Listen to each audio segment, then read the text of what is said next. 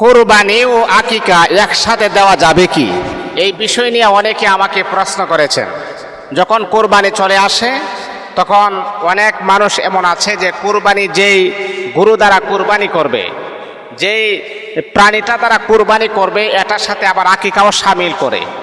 অনেকে প্রশ্ন করেন, হযরত কোরবানির সাথে আমার ছেলের আকিকা দিব, এটা কি দেওয়া যাবে কিনা? যদি দেওয়া যায় তাহলে এটা কতটুকু গ্রহণযোগ্যতা যদি আপনি আমাকে বিস্তারিত আকারে বলতেন। দেখুন, কোরবানি হচ্ছে আলাদা একটা ইবাদত, প্রত্যেক বৎসর ঘুরে ঘুরে সেই ইবাদতটা চলে আসে।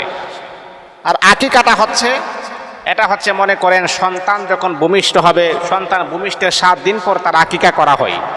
এটা হচ্ছে সন্তানের সাথে সাদৃশ্য।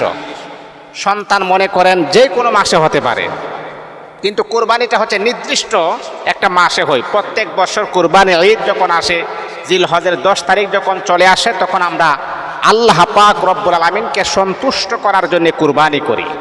এটা একটা উল্লেখযোগ্য দিন তারিখমূলক একটা ইবাদত। কিন্তু আকিকাটা হচ্ছে আপনার যে কোনো মাসে যে কোনো সময় আপনার সন্তান হতে পারে, আর সন্তান ভূমিষ্ঠের 7 দিন পর আপনি আকিকা করবেন। এখন যদি আপনি আপনার সন্তানের আকিকাটা, যদি কোরবানির জন্তু বা কোরবানির প্রাণীটা কিনেছেন, আপনি চাচ্ছেন যে আমার সন্তানের আকিকাটাও আমি দিয়ে দিই, তাহলে কি কোনো সমস্যা হবে কিনা? না, কোনো সমস্যা হবে না। কিন্তু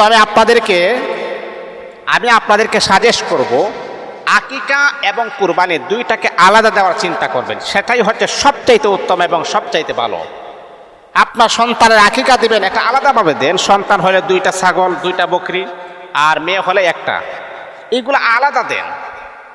আর যদি আপনি বলেন না, যেহেতু আমার সন্তান কোরবানির আগেই হয়েছে, ঠিক আছে, যেহেতু কোরবানি ঈদ চলে আসছে, আমাদের কোরবানি দেওয়া হবে, আকিকাও দিয়ে দিলাম, এটাও পারেন, কোনো সমস্যা নাই। কিন্তু আমি আপনাদেরকে সাজেস্ট করব, যেহেতু দুইটা আলাদা একটা ইবাদত, আমরা দুইটাকে দুইভাবে রাখার চেষ্টা করব।